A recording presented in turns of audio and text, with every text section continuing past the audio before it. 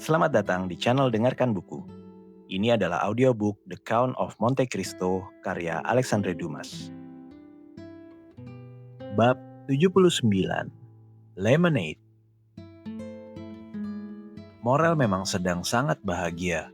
Monsieur Nortier baru saja memanggilnya, dan ia begitu mendesak ingin tahu alasan panggilan itu hingga tak sempat naik taksi.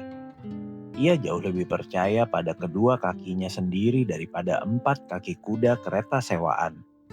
Maka, dari Rue Mesley, ia berlari kencang menuju Faubourg Saint-Honor dengan langkah cepat dan mantap. Morel melangkah dengan gagah perkasa, sementara Barrois yang malang mengikutinya sekuat tenaga. Morel baru berusia 31 tahun, Barrois sudah 60. Morel sedang jatuh cinta, Barrois kelelahan dan kepanasan. Dua orang ini berlawanan usia dan kepentingan, ibarat dua ujung segitiga yang terpisah jauh, namun tetap bersatu pada satu titik, Nortier. Dialah yang baru saja memanggil Morel, memerintahkan agar sang pemuda segera datang. Perintah yang Morel patuhi tanpa ditunda, meski membuat Barrois nyaris tumbang. Saat tiba di rumah Nortier, Morel bahkan tak terengah-engah. Cinta memberi sayap pada kerinduannya. Tapi Barrois yang sudah lama lupa rasanya jatuh cinta, kehabisan napas oleh perjalanan yang dipaksakan itu.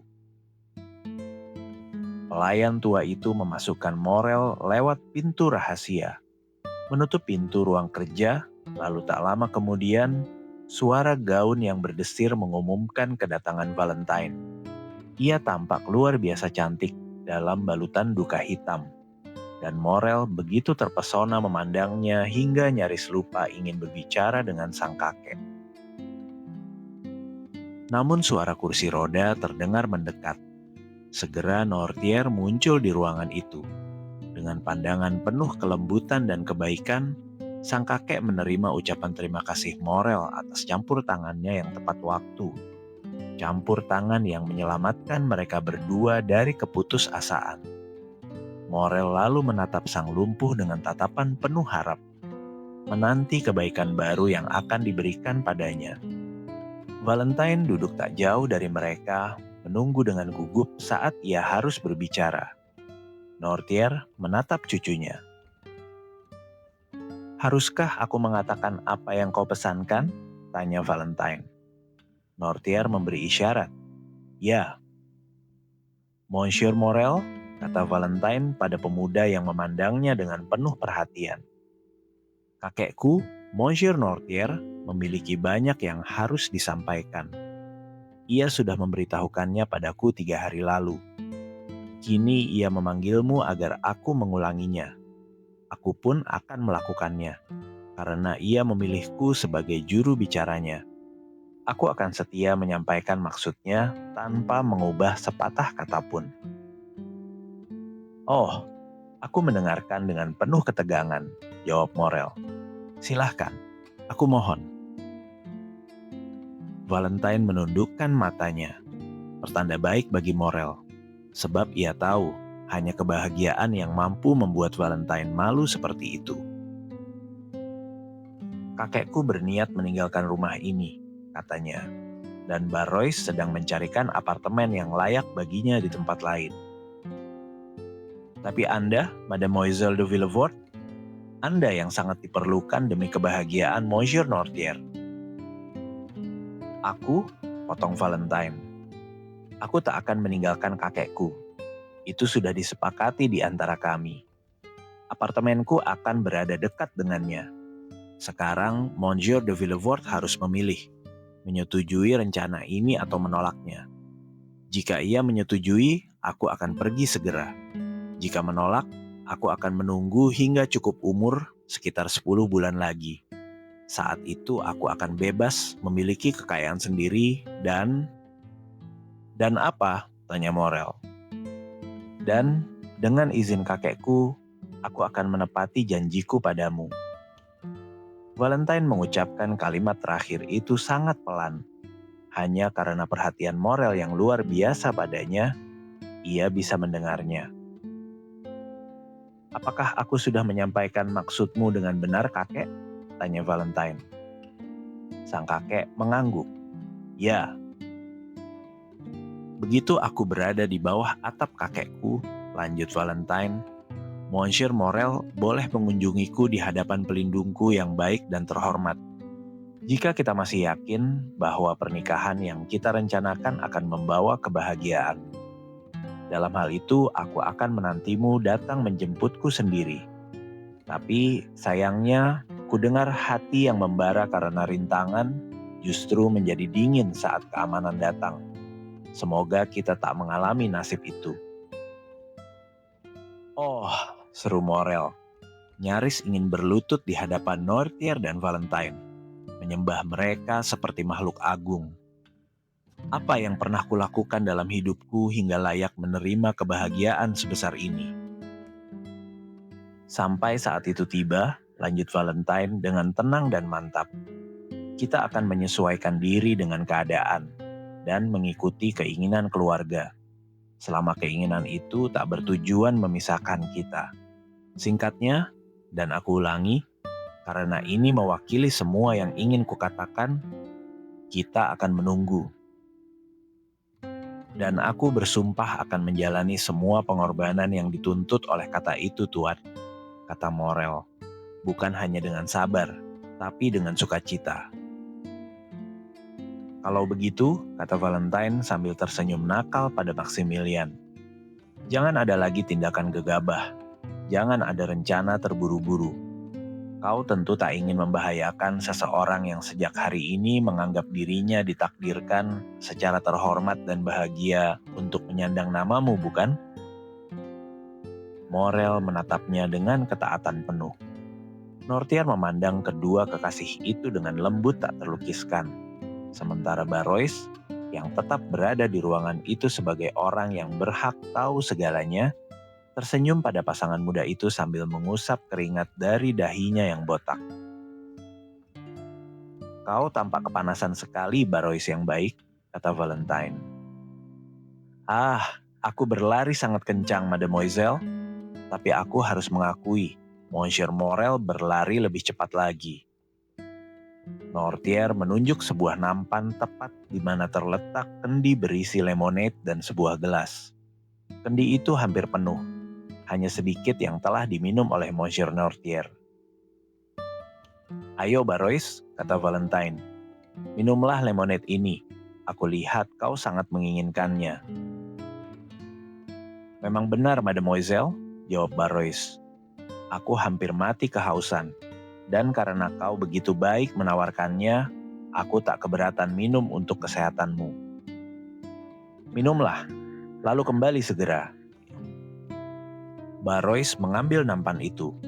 Belum sempat ia menutup pintu yang lupa dikuncinya karena tergesa-gesa, mereka melihatnya menenggak habis gelas lemonade yang diisi Valentine hingga tetes terakhir. Valentine dan Morel sedang berpamitan di hadapan Nortier ketika bel pintu berbunyi. Tanda kedatangan tamu. Valentine melihat jamnya. "Sudah lewat tengah hari," katanya. "Dan hari ini Sabtu. Pasti Dokter de Avigny, kakek." Nortier menatapnya, isyarat bahwa ia setuju. "Ia akan masuk ke sini, jadi Monsieur Morel sebaiknya pergi. Bukankah begitu, kakek?" Sang kakek mengangguk. "Ya." "Barrois," seru Valentine. "Barrois." "Saya datang, Mademoiselle." "Barrois akan membukakan pintu untukmu," kata Valentine pada Morel. "Dan ingat satu hal, Monsieur Perwira, kakekku melarangmu mengambil langkah gegabah yang bisa membahayakan kebahagiaan kita." "Aku sudah berjanji menunggu," jawab Morel, "dan aku akan menunggu." Saat itu Barrois masuk, tapi tubuhnya goyah seolah akan jatuh. "Siapa yang membunyikan bel?" tanya Valentine. "Dokter de Avigny," jawab Barrois, suaranya terpatah-patah. "Apa yang terjadi, Barrois?" tanya Valentine. Pelayan tua itu tak menjawab. Matanya melotot menatap tuannya. sementara tangannya yang kaku menggenggam perabotan agar tak roboh. "Ia akan jatuh," teriak Morel. Kejang yang menyerang Barrois semakin parah. Wajahnya berubah. Otot-ototnya menegang, tanda gangguan syaraf yang mengerikan. Nortier melihat pelayan setianya dalam keadaan menyedihkan itu, menunjukkan semua emosi duka dan belas kasih yang bisa dirasakan manusia. Barrois berusaha melangkah mendekati tuannya. "Ah, Tuan," katanya. "Katakan, apa yang terjadi padaku? Aku kesakitan. Penglihatanku kabur. Ribuan panah berapi menusuk otakku. Jangan sentuh aku, jangan." Matanya yang cekung nyaris melompat dari pelupuk. Kepalanya terkulai ke belakang dan kakinya mulai kaku. Valentine berteriak ngeri. Morel menariknya ke pelukannya seolah melindunginya dari bahaya tak kasat mata. "Monsieur d'Avigny, Monsieur d'Avigny," serunya dengan suara tercekik. "Tolong, tolong." Barrois berputar lalu dengan usaha terakhir tersandung beberapa langkah sebelum akhirnya jatuh di kaki Nortier. Tangannya bertumpu pada lutut sang lumpuh. "Tuanku, tuanku yang baik." Pada saat itu, Monsieur de Villefort yang tertarik oleh keributan yang terjadi, muncul di ambang pintu. Morel melepaskan Valentine dan mundur ke sudut ruangan, bersembunyi di balik tirai.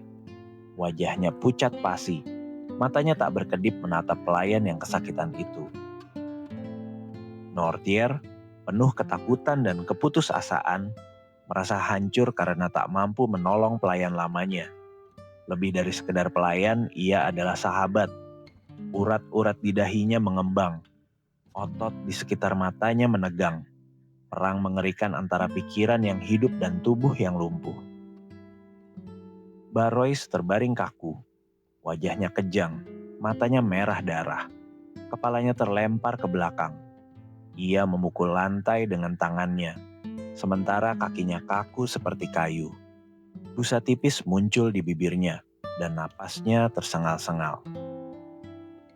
Villefort terpaku memandang adegan itu tanpa suara. Ia tak melihat Morel. Setelah beberapa saat membisu, wajahnya pucat, rambutnya nyaris berdiri. Ia melompat ke pintu sambil berteriak. "Dokter, dokter, cepat kemari." "Nyonya, Nyonya," seru Valentine sambil berlari menemui ibu tirinya. "Cepat bawa botol garam wangi Inggrismu." "Apa yang terjadi?" tanya Madame de Villefort dengan nada dingin dan kaku. "Oh, cepatlah, cepat." "Di mana dokter?" teriak Villefort. "Di mana dia?" Madame de Villefort turun dengan tenang. Di satu tangan ia memegang sapu tangan, seolah mengusap wajahnya. Dan di tangan lain, botol garam wangi. Pandangan pertamanya tertuju pada Nortier yang wajahnya, meski terguncang oleh adegan itu, tetap menunjukkan kesehatan biasanya. Pandangan keduanya jatuh pada Barrois yang sekarat. Ia memucat, lalu matanya cepat berpindah dari pelayan ke tuannya. "Demi Tuhan, Nyonya," kata Villefort. "Di mana Monsieur d'Avigny? Jawab aku." "Ia sedang bersama Edward yang kurang sehat," jawab Madame de Villefort. Tak bisa menghindar lagi. Villefort bergegas naik menjemputnya. "Ambil ini," kata Madame de Villefort sambil memberikan botol garam wangi pada Valentine. "Mereka pasti akan membekamnya, jadi aku akan pergi. Aku tak tahan melihat darah." Ia pun mengikuti suaminya ke lantai atas. Morel kini keluar dari persembunyiannya. Ia tak terlihat selama kekacauan tadi. "Pergilah secepatnya, Maximilian," kata Valentine. "Tunggu sampai aku memanggilmu. Pergi." Morel menatap Nortier untuk meminta izin. Sang kakek tetap tenang seperti biasa, mengangguk. Pemuda itu mencium tangan Valentine lalu pergi lewat tangga belakang. Tepat saat ia meninggalkan ruangan, Villefort dan sang dokter masuk dari pintu seberang. Barrois mulai menunjukkan tanda kesadaran. Serangan tampaknya mereda. Ia mengerang pelan lalu bangkit berlutut. De Avigny dan Villefort membaringkannya di sofa. "Apa yang harus dilakukan, dokter?" tanya Villefort. "Berikan aku air dan ether. Kau punya di rumah, bukan?" "Ya, kirim orang ambil minyak terpentin dan obat muntah." Villefort segera mengutus seseorang. "Sekarang semua orang keluar." "Haruskah aku pergi juga?" tanya Valentine ragu. "Ya, mademoiselle, terutama kau," jawab sang dokter tegas. Valentine menatap Monsieur d'Avigny dengan heran, lalu mencium kening kakeknya dan pergi. Saat dokter menutup pintu dengan wajah suram. "Lihat dokter," kata Villefort. "Ia mulai sadar. Kurasa ini bukan hal serius." D'Avigny hanya menjawab dengan senyum murung. "Bagaimana perasaanmu, Barrois?" tanyanya. "Agak baikan, Tuan." "Maukah kau minum campuran ether dan air ini?" "Aku coba, tapi jangan sentuh aku." "Mengapa?" "Karena jika kau menyentuhku, serangannya akan kembali." "Minumlah." Barrois mengangkat gelas itu ke bibirnya yang keunguan, lalu meneguk separuh isinya. "Di mana kau merasa sakit?" tanya sang dokter. "Di mana-mana. Aku merasa kram di seluruh tubuh." "Apakah penglihatanmu berkunang-kunang?" "Ya." "Ada suara di telingamu?" "Mengerikan." "Sejak kapan kau merasakannya?" "Baru saja." "Tiba-tiba?" "Ya, seperti petir." "Apakah kemarin atau kemarin lusa kau merasa tidak enak?" "Tidak." "Tidak." "Mengantuk?" "Tidak." "Apa yang kau makan hari ini?" "Aku belum makan apa-apa. Hanya minum segelas lemonade milik tuanku. Itu saja." Ia menoleh pada Nortier, yang duduk diam di kursinya, memperhatikan adegan mengerikan ini tanpa gerak atau suara. "Di mana lemonade itu sekarang?" tanya sang dokter bersemangat. "Di bawah, di dalam kendi itu." "Di mana tepatnya?" "Di dapur." "Haruskah aku mengambilnya, dokter?" tanya Villefort. "Tidak, tetap di sini. Coba buat Barrois minum sisa ether ini. Aku sendiri yang akan mengambil lemonade itu." D'Avigny melompat ke pintu, menuruni tangga belakang dan hampir menabrak Madame de Villefort yang sedang turun ke dapur. Ia berteriak, tapi sang dokter tak menghiraukannya. Dengan satu lompatan ia melewati 4 anak tangga terakhir lalu masuk ke dapur. Di sana, kendi itu masih berdiri di nampan, 3/4-nya kosong. Ia menyambar kendi itu seperti elang menyambar mangsa, lalu kembali terengah-engah ke ruangan tadi. Madame de Villefort perlahan naik kembali ke kamarnya. "Apakah ini kendi yang kau maksud?" tanya D'Avigny. "Ya, dokter." "Apakah ini lemonade yang sama yang kau minum?" "Kurasa iya." "Rasanya bagaimana?" "Pahit." Sang dokter menuangkan beberapa tetes ke telapak tangannya, mencicipinya seperti mencicip anggur, lalu meludahkannya ke perapian. "Ini pasti yang sama," katanya. "Apakah Tuan juga minum, Monsieur Nortier?" Sang kakek mengangguk. "Ya." "Dan Tuan juga merasakan kepahitan itu?" "Ya." "Oh, dokter," teriak Barrois. "Serangannya datang lagi. Tolong aku." Sang dokter bergegas ke sisinya. "Obat muntah itu, Villefort, apa sudah datang?" Villefort berlari ke lorong. "Obat muntah, obat muntah. Sudah sampai belum?" Tak ada jawaban. Teror menyelimuti seluruh rumah. "Jika saja aku punya alat untuk memompa paru-paru," kata D'Avigny sambil melihat sekeliling. "Mungkin aku bisa mencegah sesak napas, tapi tak ada yang bisa digunakan. Tak ada." "Oh, Tuan," rintih Barrois. "Apakah kau akan membiarkanku mati tanpa pertolongan? Aku sekarat. Tolong aku." "Pena, pena," seru sang dokter. "Ada pena di meja." Ia mencoba memasukkannya ke mulut pasien yang tengah kejang dan berusaha muntah. Tapi rahang Barrois tertutup rapat. Serangan kedua jauh lebih hebat. Ia terjatuh dari sofa ke lantai, menggeliat kesakitan. Sang dokter meninggalkannya. Tahu tak ada yang bisa dilakukan, lalu mendekati Nortier. Bagaimana perasaan Tuan? Baik-baik saja? Ya. Apakah dada terasa berat? Atau perut ringan seperti biasa? Ya? Ya. Jadi Tuan merasa seperti biasa setelah minum obat yang kuberikan setiap minggu? Ya. Apakah Barrois yang membuat lemonade itu? Ya. Apakah Tuan yang menyuruhnya minum? Tidak. Apakah Monsieur de Villefort? Tidak. Nyonya? Tidak. Kalau begitu, cucu perempuan Tuan yang menyuruhnya, bukan? Ya. Barrois mengerang, menguap lebar hingga rahangnya nyaris retak, menarik perhatian de Avigny. Ia kembali ke sisi pasien. Barrois, bisakah kau bicara? Barrois bergumam tak jelas. Coba usahakan, sahabat baik. Barrois membuka matanya yang merah. Siapa yang membuat lemonade itu? Aku. Apakah kau langsung membawanya ke tuanmu? Tidak. Jadi kau meninggalkannya di suatu tempat? Ya, di dapur kecil, karena aku dipanggil pergi. Lalu siapa yang membawanya ke sini? Mademoiselle Valentine. De Avigny menepuk dahinya. Ya Tuhan. Dokter, dokter, teriak Barrois. Serangannya datang lagi.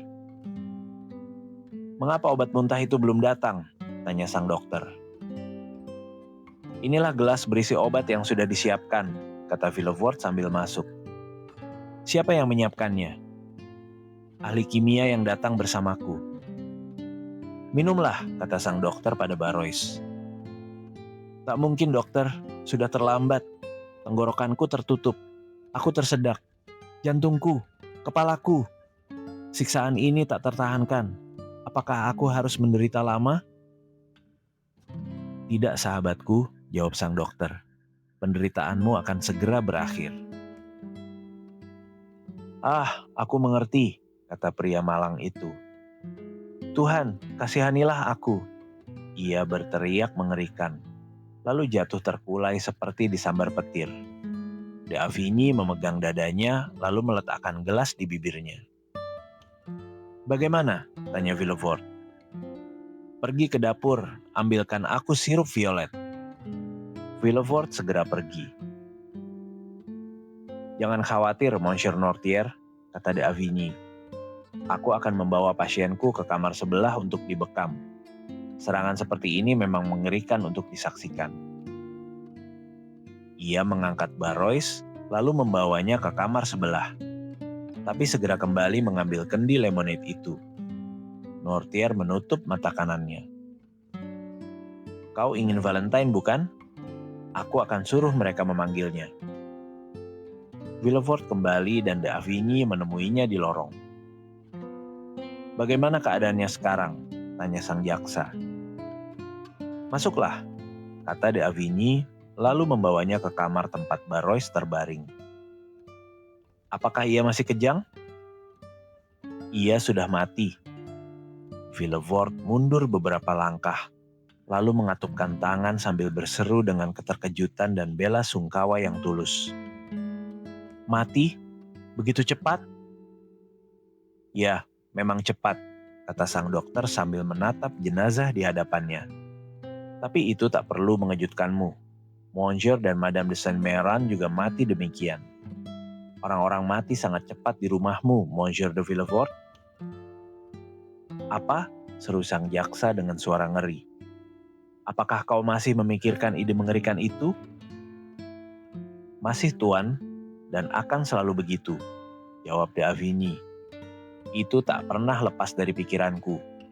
Dan agar kau yakin kali ini aku tak salah, dengarkan baik-baik, Monsieur de Villefort. Sang jaksa gemetar hebat. Ada racun yang membunuh nyaris tanpa jejak. Aku mengenalnya dengan baik. Sudah kupelajari dalam segala bentuk dan akibatnya. Aku mengenali racun ini pada Barrois yang malang, dan juga pada Madame de Saint-Méran. Ada cara mendeteksinya. Ini akan mengembalikan kertas lakmus yang memerah karena asam ke warna biru aslinya, dan mengubah sirup violet menjadi hijau. Kita tak punya kertas lakmus, tapi lihat, mereka datang membawa sirup violet. Langkah kaki terdengar di lorong. D'Avigny membuka pintu, lalu mengambil cangkir berisi 2 atau 3 sendok sirup dari tangan pelayan, lalu menutup pintu rapat-rapat. Lihat, katanya pada sang jaksa, yang jantungnya berdebar kencang hingga nyaris terdengar. Di cangkir ini ada sirup violet, dan di kendi ini sisa lemonade yang diminum Monsieur Nortier dan Barrois. Jika lemonade itu murni, sirup akan tetap ungu. Tapi jika mengandung racun, sirup akan berubah hijau. Perhatikan baik-baik. Perlahan sang dokter menuangkan beberapa tetes lemonade ke dalam cangkir. Segera endapan keruh tipis terbentuk di dasar cangkir. Pertama berwarna biru, lalu berubah seperti safir, lalu opal, dan akhirnya menjadi hijau zamrud. Di sanalah warnanya berhenti. Hasil percobaan itu tak menyisakan keraguan sedikit pun. Barrois yang malang telah diracun, kata D'Avigny, dan aku akan mempertahankan pernyataan ini di hadapan Tuhan dan manusia. Villefort tak berkata apa-apa. Ia mengatupkan tangan, matanya melotot, lalu karena terlalu terguncang, jatuh terduduk di kursi.